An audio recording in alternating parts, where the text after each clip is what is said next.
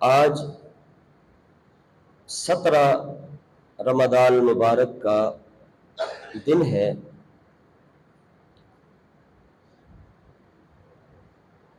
اس دن کے حوالے سے کہ اس دن کیا خاص واقع رونما ہوئے اور اسلامی تاریخ کا یہ 17 رمضان مبارک کا جو دن ہے، اس دن کی خاص بات کیا ہے؟ ہمارا المیہ یہ ہے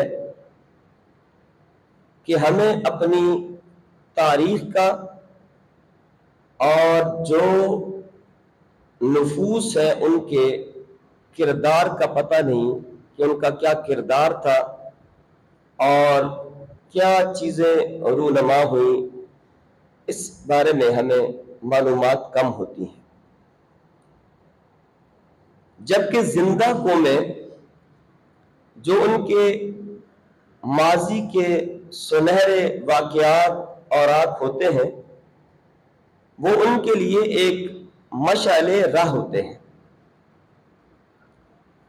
اپنی زندگی میں ان واقعات سے وہ رہنمائی لیتے ہیں۔ اس دن کا خاص واقعہ آپ سب کو معلوم ہونا چاہیے۔ کفر اور اسلام کے درمیان جو سب سے پہلی باقاعدہ جنگ لڑی گئی، جس کو معرکہ بدر کہا جاتا ہے اور جس کو قرآن کریم نے یوم الفرقان کے نام سے یاد کیا، کہ حق اور باطل کے درمیان فیصلہ کن جنگ تھی، اور بعد میں آنے والوں کے لیے اللہ رب العالمین نے اس واقعے کو مشعل بنا دیا کہ لَقَدْ كَانَ لَكُمْ فِي رَسُولِ اللَّهِ أُسْوَةٌ حَسَنَةٌ،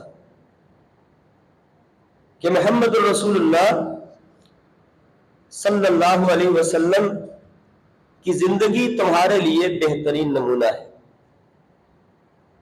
آج صبح کے درس میں آپ نے جو شیخ کا درس سماعت فرمایا کہ اس میں انہوں نے جو امر بالمعروف نہی عن المنکر پر بات کی ہے، تو نہیں، جب امر بالمعروف ہوتا ہے تو اس کے بعد جو اگلی چیز ہوتی ہے وہ نہی عن المنکر ہوتا ہے، یعنی آپ جب بھی امر بالمعروف کریں گے، نہی عن المنکر کریں گے تو لازمی جہاد کی طرف آپ کو جانا پڑے گا۔ تو امام ابن تیمیہ رحمۃ اللہ علیہ نے نہی عن المنکر کو جہاد کے باب کے اندر جو ہے وہ ذکر کیا، یعنی جب آپ حقیقی دعوت دو گے، سامنے والے کے سسٹم کو چیلنج کرو گے، وگرنہ آپ کہتے رہو نماز پڑھو، روزہ رکھو، حج کرو، زکوٰۃ دو، کسی کو آپ سے کوئی پرابلم نہیں ہے۔ رسول کائنات صلی اللہ علیہ وسلم صرف اپنی عبادت پہ توجہ دیتے تو اللہ کے نبی علیہ السلام کو مدینہ کی طرف ہجرت نہ کرنا پڑتی۔ اللہ کے نبی نے اس سسٹم کی نفی کی کہ قولوا لا الہ الا اللہ، پہلے اس کی نفی ہے۔ جب سامنے والے کے سسٹم کو آپ چیلنج کرو گے، اس کو نفی کرو گے، تو پھر یہی عن المنکر ہے، اور اس نہیں عن المنکر کے بعد جو اگلا باب ہے وہ جہاد کا ہے۔ تو واقعہ بدر نے ہمارے لیے یہ مشعل راہ چھوڑی ہے کہ آپ کا راستہ حق کا ہونا چاہیے، اپنے اصول و ضوابط پہ آپ کو قائم ہونا چاہیے۔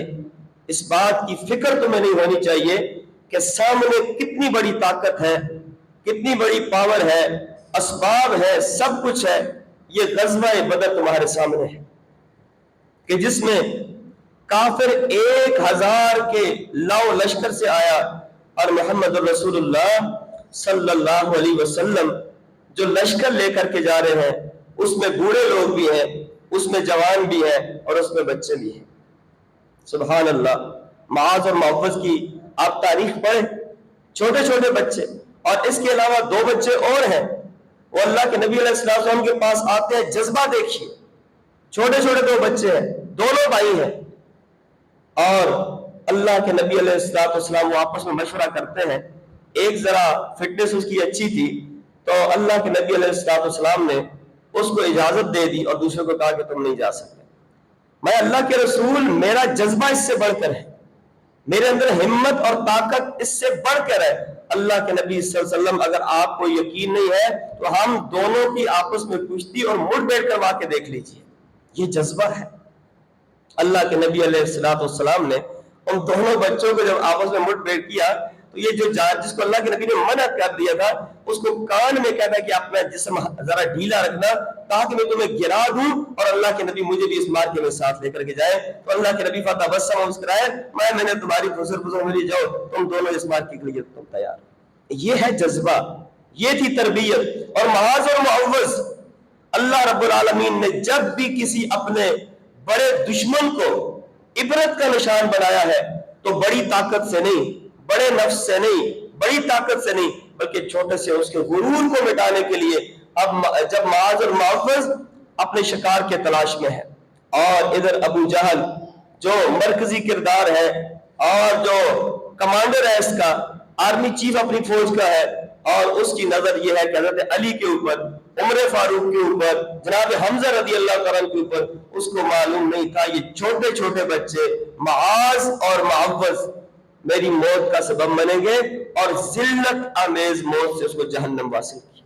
یہ ہماری تاریخ ہے، یہ ہمارا فرض ہے والدین کا کہ اس تاریخ کو پڑھے اور یہ تاریخ اپنے بچوں کو سکھائیں کہ اسلام کی تاریخ یہ ہے. آج ہمارے بچوں کو دنیا کے اندر مایا ناز پلیئر کون سا ہے اس کے نام یاد ہوں گے، اور کرکٹ کس نے ایجاد کی یہ معلوم ہوگا، فٹ بال کس نے ایجاد کی یہ معلوم ہوگا، اور جو فلم انڈسٹریز کے ہیروز ہیں ان کے نام یاد ہوں گے، لیکن جو حقیقی ہمارے ہیروز ہیں ان کا ہمیں معلوم نہیں ہے. ہمیں خود معلوم نہیں ہے تو ہم بچوں کو کیا بتائیں گے.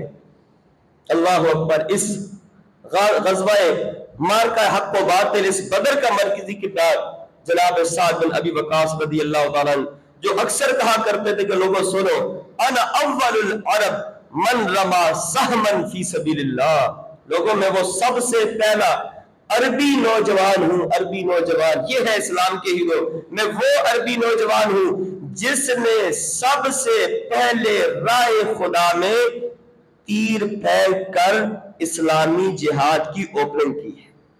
یہ ہمارے بچوں کو بتانا چاہیے نا کہ اسلامی جہاد کب شروع ہوا اور سب سے پہلے اس کی شروعات کس نے کی، پہلا تیر کس نے پھینکا؟ سعد بن ابی وقاص رضی اللہ تعالیٰ عنہ. اور مقام یہ ہے سعد بن ابی وقاص رضی اللہ تعالیٰ عنہ، ہر صحابی اللہ کے رسول کے پاس آتا ہے، کہتا ہے فدا کا ابی و امی یا رسول اللہ، اللہ کے پیغمبر میرے ماں باپ آپ پر قربان ہو جائے، میرے ماں باپ آپ پر قربان ہو جائے. لیکن سعد بن ابی وقاص وہ خوش نصیب ہے، مارکہ حق و باطل ہو رہا ہے، بدر کا مارکہ ہو رہا ہے، اور اللہ کے نبی علیہ السلام اپنے ترک سے وہ تیر نکال کر سعد بن ابی وقاص کو پکڑا رہے ہیں اور کہہ رہے ہیں کہ ارم یا سعد فدا کا ابی و امی، سعد پھینکو ان تیروں کو اللہ کا نام لے کر، محمد کے ماں باپ تجھ پہ قربان. یہ ہے ہمارے ہیروز، یہ ہے ہماری اسلامی تاریخ جو ہمیں بھی معلوم نہیں، ہمارے بچوں کو کہاں سے معلوم ہوگی. تو یہ حق و باطل کا مارکہ اس دن 17 رمضان مبارک کو پیش آیا تھا. افراد کی کمی ہے، اسباب کی کمی ہے، لیکن اس کے باوجود اللہ کے پیغمبر صلی اللہ علیہ وسلم کا کس پہ یقین تھا، بھروسہ تھا؟ اللہ کی ذات پر. اور اللہ کی ذات کو کس طرح پکار رہے کہ استستغیثون ربکم فاستجاب لکم. اے نبی جب اس دن اس رات اپنے رب سے آپ فریاد کر رہے تھے، تو نبی فریاد کس سے کر رہا ہے؟ اللہ سے کر رہے ہیں. تو غوث کون ہے نبی کا؟ غوث کون ہوتا ہے؟ جس سے فریاد کی جاتی ہے. دستگیر کون ہے؟ جس سے نبی فریاد کر رہا ہے. اللہ نے کسی انسان کو غوث نہیں بنایا. تو ہمارا غوث بھی وہ ہے جو ہمارے نبی کا، ہمارے پیغمبر کا، ہمارے رسول کا غوث ہے. وگرنہ رسول تو خود اپنی ذات میں غوث بن سکتے تھے. نہیں، غوث کون ہے؟ صرف اللہ ہے. اور غوث بھی غوث اعظم، چھوٹا موٹا نہیں. فرعون نے کہا تھا انا ربکم الاعلی، میں سب سے بڑا رب ہوں. اور ہم نے کہا ہم بھی پیچھے نہیں رہیں گے. ہم نے انسانوں میں ایک انسان کو کلیم کر دیا. صرف غوث ہی نہیں، فریاد سننے والا ہی نہیں، بلکہ غوث اعظم کا لقب دے دیا کہ سب سے بڑھ کر فریادیوں کی فریاد سننے والا۔ اللہ اکبر، یہ امت مسلمہ کے اندر مسلمانوں کا یہ عقیدہ ہے۔ بدر کو ذرا پڑھو، بدر کے اندر نبی کا غوث کون ہے؟ اللہ سے۔ استستغیثون ربکم فاستجاب لکم انی ممدکم بألف من الملائکۃ مردفین۔ جب اللہ کے نبی صلی اللہ علیہ وسلم اللہ سے فریاد کر رہے، اللہ کو پکار رہے کہ اللہ یہ چھوٹی سی جمعیت، چھوٹی سی جماعت، چند افراد پر مشتمل اتنی بڑی طاقت کے چیلنج کو قبول کر چکا ہے۔ ظاہری بات ہے، ظاہری اسباب، اور ہمیشہ جنگیں اسباب سے نہیں لڑی جاتی، جنگیں جذبہ ایمانی سے لڑی جاتی ہیں۔ ان افراد کو لے کر حاضر ہوں، اے اللہ اگر آج تو نے ان کی مدد نہ کی، آج اگر تو نے ان کی نصرت نہ کی، اللہ اگر آج مسلمانوں کی تو نے مدد نہ کی تو کل قیامت تک تیرا نام لینے والا۔ وَلَقَدْ نَصَرَكُمُ اللَّهُ بِبَدْرٍ وَأَنْتُمْ أَذِلَّةٌ۔ اے میرے نبی کے اصحاب، اس وقت کو یاد رکھو، اس وقت کو یاد رکھو جب تم قلت میں تھے اور دشمن ہر طرف سے تم کو گھیرے ہوئے تھا، اللہ رب العالمین نے اس مقام پر تمہاری فرشتے اتار کر کے مدد کی۔ تو یہ بدر کا مارکا اللہ کے رسول صلی اللہ علیہ وسلم نے، اور جو اس مارکے کے اندر شریک ہوئے، جبریل امین فرمایا کرتے تھے اللہ کے پیغمبر جس طرح آپ کے صحابہ میں جن لوگوں نے اس مارکے کے اندر شرکت کی اللہ نے ان کو مقام عطا فرمایا ہے، اس طرح ہمارے اندر جو فرشتے اس غزوہ بدر میں شامل ہوئے وہ فرشتے تمام فرشتوں میں افضل ہیں۔ اور عمر فاروق رضی اللہ تعالیٰ نے اپنی جو لجنہ بنائی ہوئی تھی، جو کمیٹی تھی، جو فیصلے کرتی تھی، وہ ساری کی ساری جو تھی بدری صحابہ پر مشتمل تھی۔ اللہ رب العالمین نے یہ مقام اہل بدر کو عطا فرمایا۔ تو آج کا یہ دن وہ دن ہے جس دن اللہ رب العالمین نے حق کو فتح عطا فرمائی۔ تو ہمیں یہ یاد ہونا چاہیے ہمارے اسلامی ہیروز کون ہیں، ہمارے ہر دن کی تاریخ کیا ہے، کس کس موڑ سے اسلام گزرا ہے، اسلام پر کمزوری کیسی تھی، اللہ رب العالمین نے کس طرح اسلام کو غالب کیا۔ یہ ساری چیزیں ہم نے خود بھی سیکھنی ہے اور اپنے بچوں کو بھی سکھانی ہے۔ ایک یہ نسبت ہے غزوہ بدر کی، اور دوسرا یہ وہ دن ہے جس دن ایک عظیم شخصیت اس دنیا سے رخصت ہوئی، اور وہ کون تھی؟ 17 رمضان المبارک کو کس کا انتقال ہوا؟ ام المومنین سیدہ طیبہ طاہرہ عائشہ صدیقہ رضی اللہ تعالی عنہ صلوات اللہ علیہا سلام اللہ علیہا، کہ نبی علیہ الصلوۃ والسلام کے بعد 48 سال تک زندہ رہی، 48 سال تک زندہ رہی اور اسلام کی خدمت کی، اور وہ مشکل مسائل صحابہ کرام رضوان اللہ علیہم اجمعین جن مسائل کے اندر پھنس جایا کرتے تھے، وہ حجرہ صدیقہ کے باہر جا کر ایک طالب علم کی حیثیت سے کھڑے ہوتے تھے اور ام المومنین سے اس مسئلے میں رہنمائی لے کر کے آتے تھے۔ اسلامی تاریخ کے اندر سب سے بڑے محدث جناب ابو ہریرہ رضی اللہ تعالیٰ جن کو حافظ الحدیث کہا جاتا ہے، اور اللہ نے یہ مقام عطا فرمایا، یہ مرتبہ عطا فرمایا، اکثر کہا کرتے تھے الحمدللہ الذی جعل الدین قواما، تعریف اس ذات کی ہے کہ جس نے ابو ہریرہ رضی اللہ تعالیٰ کے لیے اس دین اسلام کو ذریعہ معاش اور شناخت کا ذریعہ بنایا ہے، وگرنہ ابو ہریرہ کو کون جانتا تھا، غلامی کی زندگی گزار رہا تھا، صحبت نبی کے 3 سال میسر آئے، نبی کا سفر ہو یا حضر ہو، ہر وقت اللہ کے نبی علیہ السلام کی سنت کو، آپ کے طریقے کو محفوظ کر رہے ہیں۔ اور بعض لوگوں نے اعتراض کیا کہ اتنی زیادہ روایات آپ کو صحبت نبی کے صرف 3 سال میسر آئے۔ میں ہاں، میرے دوست، میرے ساتھی، میرے رفقا، وہ کام کاروبار ہر چیز میں جاتے تھے، لیکن میں نے جب اسلام قبول کیا میں صفحہ کے اندر پڑا رہا، نبی کے لیل و نہار کو، نبی کے سفر و حضر کو، نبی کی ہر حرکات و سکنات کو، ہر چیز جو میں نے دیکھی اپنے حافظے میں اس کو محفوظ کر لیا۔ یہ ہے ابو ہریرہ رضی اللہ تعالیٰ، اتنا بڑا مقام، حافظ الحدیث، اللہ اکبر۔ جناب زید بن ثابت رضی اللہ تعالیٰ سے کسی نے مسئلہ پوچھا کہ اس مسئلے میں میری رہنمائی فرما دیجئے، تو زید بن ثابت نے کہا کہ یہ مسئلہ مجھ سے پوچھنے کے بجائے اگر آپ ابو ہریرہ سے پوچھ لو تو یہ زیادہ مناسب رہے گا۔ آج ہمارا المیہ یہ ہے کہ محراب میں بیٹھے مولانا سے مسئلہ پوچھا جاتا ہے تو 2 3 4 قریب میں مفتی ہوتے ہیں، ان کی کوشش ہوتی ہے کہ ہم رہنمائی کر دیں۔ زید بن ثابت کیا مقام ہے، جب قرآن کو اکٹھا کیا گیا تو ایک کمیٹی بنائی گئی، اس کے چیئرمین بنائے گئے عمر فاروق کے دور میں، پھر ابوبکر صدیق کے دور میں، پھر حضرت عثمان کے دور میں لوگوں کو ایک قرات پہ اکٹھا کیا گیا، پھر دوبارہ چیئرمین بنایا گیا جناب زید بن ثابت رضی اللہ عنہ۔ کتنا بڑا مقام ہے۔ ایک جنازے میں شرکت کے لیے جا رہے ہیں، جنازہ ہو گیا، قبرستان پہ پہنچے تو دیکھا کہ حضرت عبداللہ بن عباس رضی اللہ عنہ کی نظر پڑی کہ سواری پہ سوار زید بن ثابت رضی اللہ عنہ آ رہے ہیں۔ آپ اٹھے اور آپ نے آگے بڑھ کر اپنے ہاتھ ان کے آگے رکھے تاکہ میرے ہاتھ کے اوپر اپنا پاؤں رکھ کے زید بن ثابت نیچے اترے۔ تو حضرت زید بن ثابت نے کہا کہ آپ اہل البیت ہیں، آپ اللہ کے نبی عباس کے بیٹے ہیں، آپ کا ایک مقام ہے، یہ آپ کیا کر رہے ہیں؟ تاکہ ہمیں ہمارے نبی نے حکم دیا کہ ہم اپنے علماء کا احترام کریں۔ حالانکہ عبداللہ بن عباس وہ ہے کہ اللہ کے نبی علیہ السلام نے جن کے لیے دعا کی کہ اللہم فقہہ ھذا الغلام، اللہ اس بچے کو دین کا فہم عطا فرما۔ اور امام بخاری رحمۃ اللہ علیہ اپنی صحیح بخاری کے اندر جتنی بھی تفاسیر بیان کر رہے ہیں وہ عبداللہ بن عباس رضی اللہ تعالیٰ سے بیان کر رہے ہیں۔ عمر فاروق رضی اللہ تعالیٰ نے اپنی جو نجرہ بنائی تھی اس کے اندر سب بدری تھے، اس کے اندر عبداللہ بن عباس کو بھی ڈالا ہوا تھا۔ لوگوں نے اعتراض کیا کہ ہمارے بچوں کو نہیں، اس بچے کو لیا ہے جبکہ یہ بدری بھی نہیں ہے، کہا اس بچے کو کیوں لیا؟ بیٹھو چھوٹا سا ٹیسٹ کر لیتے ہیں، چھوٹا سا ہم چیک کر لیتے ہیں۔ باقی اذا جاء نصر اللہ والفتح ورأيت الناس يدخلون في دين الله افواجا فسبح بحمد ربك واستغفر انه كان توابا۔ بدریوں بتاؤ اس کے اندر کیا بیان ہوا؟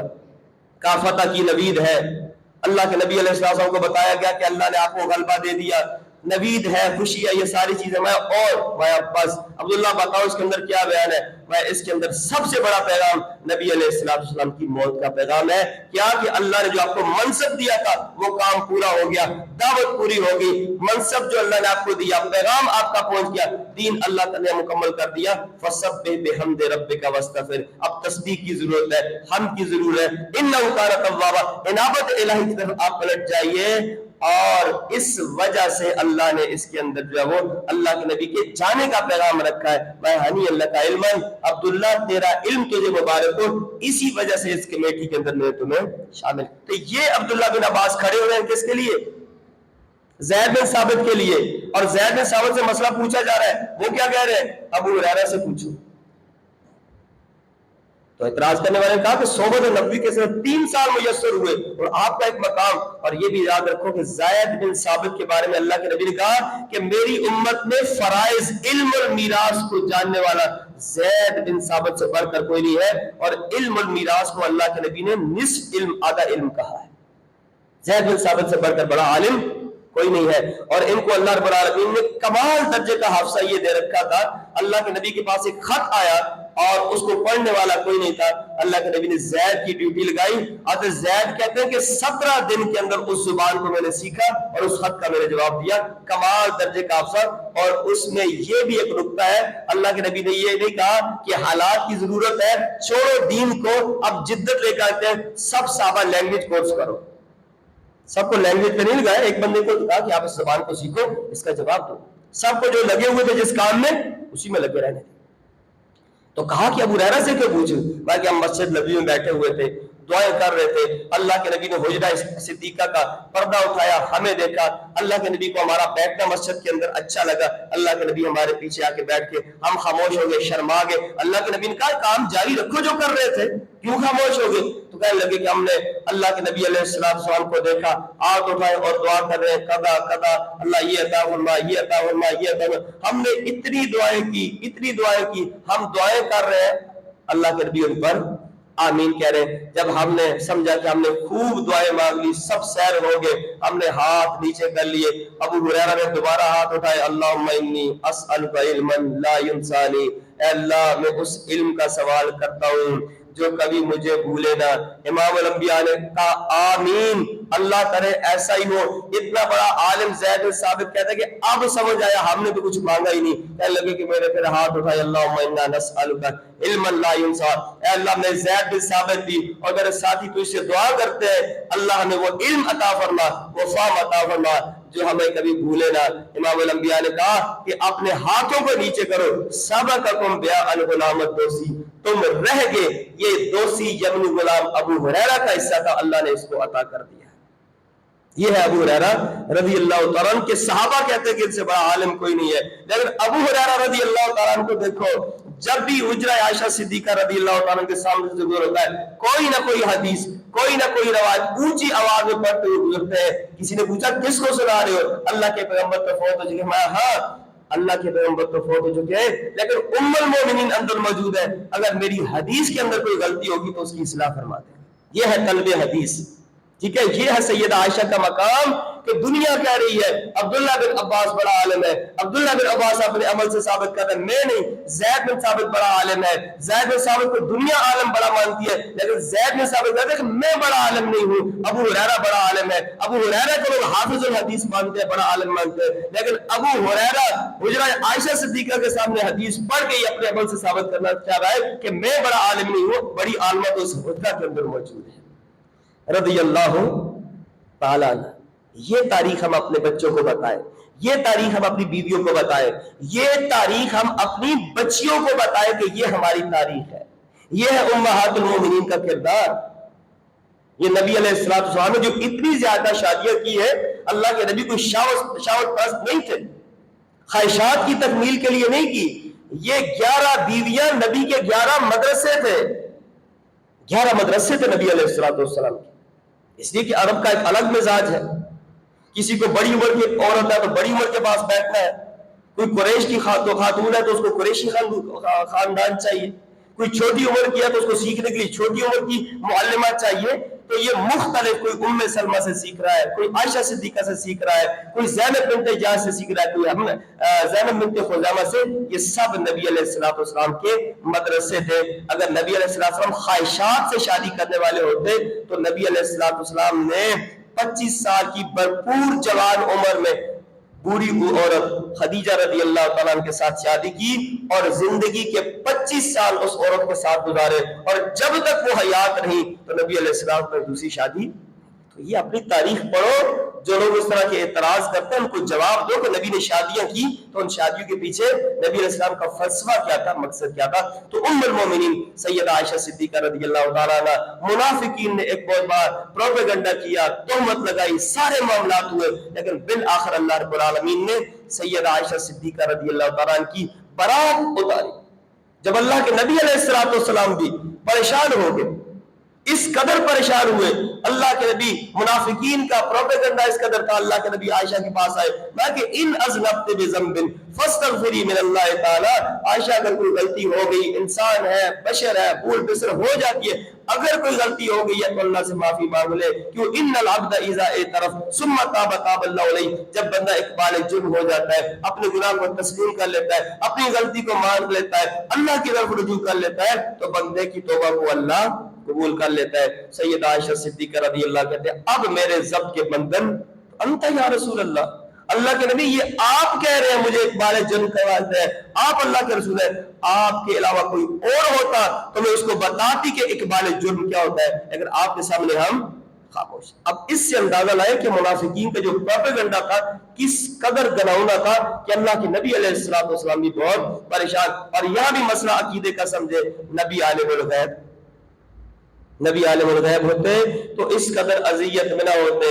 کبھی زینب بنت جحش سے پوچھ رہے ہیں، کبھی عمر فاروق سے مشورہ کر رہے ہیں، کبھی حضرت علی رضی اللہ تعالیٰ سے، حضرت علی سے پوچھ رہے ہیں کہ کیا کرنا چاہیے، میں نبی کو اللہ نے اختیار دے رکھا ہے، دیجیے عائشہ کو طلاق اور کسی عورت سے نکاح کیجیے۔ حالانکہ حضرت علی رضی اللہ تعالیٰ یہ طلاق دینا مسئلے کا حل نہیں تھا، اس خاندان پر یہ جو تہمت لگ گئی ہے، اصل مسئلہ تو یہ ہے اگر طلاق ہو بھی جائے تو جو نبی کی بیوی پہ جو کردار کشی ہو رہی ہے وہ تو مسئلے کا حل نہیں ہے۔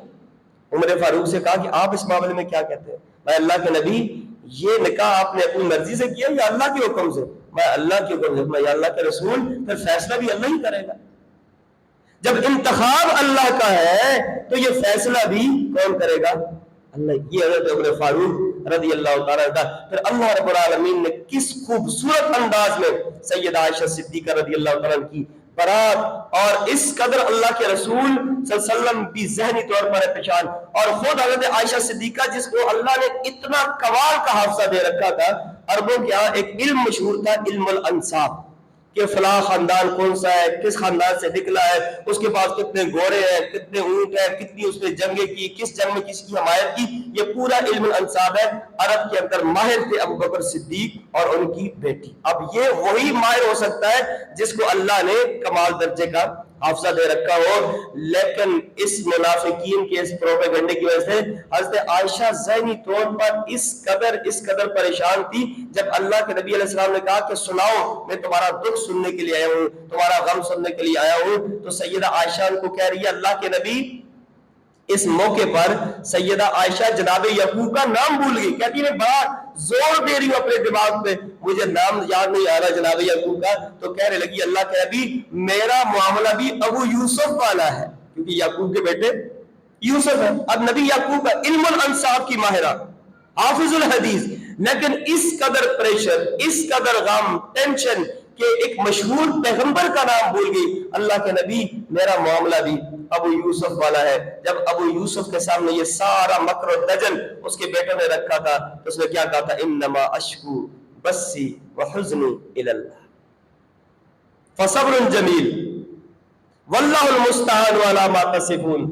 میں اپنے غم و الم کی فریاد اللہ سے کرتی ہوں جو میرے کردار سے، گفتار سے، افکار سے، ہر چیز سے واقف ہے، جس کے سامنے مجھے اپنی صفائیاں پیش کرنے کی ضرورت نہیں ہے. اللہ کے نبی میرا معاملہ ابو یوسف والا ہے. جس طرح ابو یوسف نے اپنے بچوں کی بات سن کے کہا کہ واللہ اعلم بما تصفون، اللہ بہتر جانتا ہے جو تم بیان کر رہے ہو. منافقین نے جو وہی کچھ پروپیگنڈا بنایا ہے، میرا اللہ بہتر جانتا ہے کہ میرا کردار کیا ہے. پھر اللہ رب العالمین نے نازل فرمائی برات اس انداز میں الخبیثات للخبیثین والخبیثون للخبیثات والطیبات للطیبین والطیبون للطیبات. کیا الخبیثات؟ ناپاک عورتیں ناپاک مردوں کے لیے، ناپاک مرد ناپاک عورتوں کے لیے، پاک عورتیں پاک مردوں کے لیے، والطیبون للطیبات اور پاک مرد پاک دامن عورتوں کے لیے. اللہ یہ پاک نہ پاک یہ سارا فیصلہ تو نے سنایا، کیا کہنا چاہ رہا ہے؟ اللہ کہہ رہا ہے کہ عائشہ کے کردار کو دیکھنا ہے تو عائشہ کے شوہر کو دیکھو. یعنی عائشہ کو سمجھنے کے لیے عائشہ کے شوہر کو دیکھو. کیوں؟ والطیبات والطیبون، کیونکہ عائشہ کا شوہر پاک ہے اور پاک کے لیے کوئی نجس اور خبیث چیز کا انتخاب اللہ نہیں کر سکتا. جب یہ آیات نازل ہوئی تو ام المومنین کی ماں سیدہ اسماء بنت عمیس کہنے لگی کہ عائشہ اٹھ، اللہ کے نبی علیہ السلام کا شکریہ ادا کر. ماننے لگی کہ اللہ کے نبی کا شکریہ نہیں ہے، شکریہ تو رب العالمین کا ہے. یہ تو مجھے ایک بال جرم کروا رہے تھے، یہ تو مجھے مشورہ دے رہے تھے کہ اگر غلطی ہو گئی ہے تو اللہ سے معافی مانگ لو. میں اس اللہ کا شکر ادا نہ کروں کہ جس نے میری برات کا اظہار کیا. اللہ حضرت عائشہ کہتی ہے کہ مجھے خود بھی اتنی امید نہیں تھی کہ اتنی بڑی صورت اور اتنی چیزیں جو ہے وہ میرے متعلق اللہ رب العالمین نے نازل کی. یہ خاندان اس قدر بابرکت ہے، اس قدر بابرکت ہے. یہ ایک تہمت لگی اور اللہ نے کہا ان الذین جاؤ بالافک عصبۃ منکم لا تحسبوا شرا لکم بل ہوا خیر لکم. یہ جو پروپیگنڈا ہوا، یہ ساری چیزیں اس کو شر نہ سمجھیے بلکہ اس کو خیر سمجھیے. کیوں؟ بہت سارے چہرے کھل کر تمہارے سامنے آ گئے. منافقت آپ کے سامنے آ گئی. کون آپ کے ساتھ مخلص ہے؟ یہ ساری چیزیں اے پیغمبر، واقعہ بہت بڑا تھا، پروپیگنڈا بڑا ڈراؤنا تھا، لیکن آپ کے سامنے ہر چیز اللہ نے واضح کر دی. تو یہ وہ دن ہے کہ جس دن سیدہ عائشہ صدیقہ رضی اللہ تعالیٰ عنہ کا انتقال ہوا. پھر آپ نے میری وصیت فرمائی تھی اپنے بیٹے، ان کے بیٹے تو نہیں تھے لیکن ایک موقع پر اللہ کے نبی علیہ السلام جب آئے تو سیدہ عائشہ کہنے لگی کہ اللہ کے پیغمبر آج ایک یہودیہ عورت میرے پاس آئی، اس کے ساتھ 2 بچیاں تھیں اور اس نے صدقے کا سوال کیا، میں نے اس کو کھجور دی، اس نے کھجور کے 2 ٹکڑے کیے، ایک بچی کو دے دیا، ایک دوسری بچی، کاش کہ میرے بھی بچے ہوتے، میں بھی ان کے ساتھ محبت کرتی، شفقت کرتی۔ میں تو کیا ہے، تیری بہن اسما کا بیٹا عبداللہ ہے نا، اس کو اپنا بچہ بنا لو۔ تو حضرت عائشہ صدیقہ رضی اللہ عنہ نے ان کو اپنا بیٹا بنا لیا اور انہی کے نام پہ اپنی کنیت رکھی ام عبداللہ۔ سیدہ عائشہ کی کنیت کیا ہے؟ ام، جبکہ ان کا بیٹا نہیں ہے، بھانجا تھا۔ زبیر بن عوام جب مکہ سے ہجرت المدینہ طیبہ، تو کافی عرصے تک جو ہے وہ مہاجرین کے ہاں بچے نہیں تھے، تو ادھر سے پروپیگنڈا یہ ہوا کہ یہود نے جادو کر دیا، بندش ہو گئی، بچے نہیں ہو رہے۔ پھر پہلا یہ بچہ پیدا ہوا تھا عبداللہ بن زبیر، تو اس کی پیدائش پر خود رسول کائنات نے اور صحابہ نے بڑا جشن منایا تھا۔ تو یہ وہ بچہ ہے کہ جن کو حضرت عائشہ صدیقہ رضی اللہ تعالیٰ نے اپنا بیٹا بنایا، اور آج حدیث کے اندر آپ جب بھی دیکھیں گے تو ام عبداللہ جب آئے گا تو ام عبداللہ سے مراد سیدہ عائشہ صدیقہ رضی اللہ تعالیٰ، اور ان کے بیٹے وہی بھانجے عبداللہ بن زبیر، وہ بھی قرآن کریم کے مفسر ہیں، عالم ہیں، بیٹے ہیں، لیکن اس کے باوجود سیدہ عائشہ صدیقہ رضی اللہ تعالیٰ عنہ نے فرمایا تھا کہ بیٹا جب میں فوت ہو جاؤں تو میری یہ وصیت ہے، ابو ہریرہ سے درخواست کرنا کہ وہ میری نماز جنازہ پڑھے۔ ٹھیک ہے، تو حضرت ابو ہریرہ رضی اللہ تعالیٰ عنہ نے سیدہ عائشہ صدیقہ رضی اللہ تعالیٰ عنہ کی نماز جنازہ پڑھائی۔ 58 ہجری کے اندر آپ کا انتقال ہوا اور جنت البقیع کے اندر آپ کو دفن کر دیا۔ سلام اللہ علیہ، صلوات اللہ علیہ، اللہ تعالیٰ کی کروڑوں رحمتیں ان پر، برکات ہوں، جنہوں نے امت کی رہنمائی کی اور اپنے آپ کو کردار کے ساتھ پیش کیا۔ اللہ رب العالمین سے دعا ہے کہ اللہ رب العالمین اسی طرح کے کردار ہمیں سیکھنے کی، سمجھنے کی، پڑھانے کی، اپنے گھروں کی تربیت اصلاح کرنے کی توفیق عطا فرمائے۔ اقول قولی ھذا استغفر اللہ لی ولکم ولسائر المسلمین من کل ذنب انہ هو الغفور الرحیم۔ سبحانک اللہم وبحمدک اشہد ان لا الہ الا انت استغفرک واتوب الیک۔ والسلام علیکم ورحمۃ اللہ وبرکاتہ۔